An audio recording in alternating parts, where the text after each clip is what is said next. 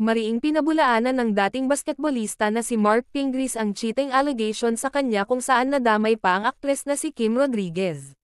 Si Mark ang asawa ng aktres ding si Danica Soto na anak ni Vic Soto. Sa pamamagitan ng social media, kahapon ng Huwebes Santo, March 28, 2024, naglabas si Mark ng kanyang pahayag ukol sa isyu. Mahigpit niyang pinabulaanan ang mga haka-haka ng netizens tungkol sa kanila ni Kim. Nagkasama man daw sila sa ilang pagtitipon pero hanggang doon lang iyon. Sabi ni Mark, walang katotohanan ang mga lumalabas na balita tungkol sa amin ni Miss Kim Rodriguez. Walang namamagitan sa aming dalawa gaya ng sinasabi ng ibang tao. Nakasama ko po si MS Kim sa isang basketball event at sa isa pang event noong naging news siya ng team namin. Kahit na naparatangan ng netizens, nagpasalamat pa rin si Mark sa tila concern ng iba tungkol sa kanyang pamilya. Wala rin daw namamagitang problema ang kanilang pamilya.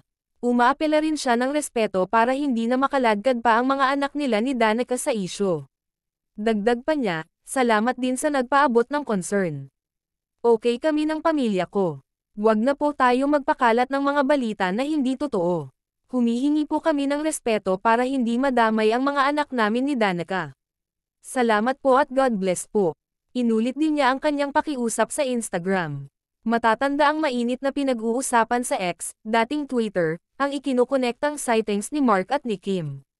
Parehong may kuha sa harap ng Sydney Opera House sa Sydney, Australia, sina Mark at Kim. Pero, kalmado lang naman si Danica sa intriga.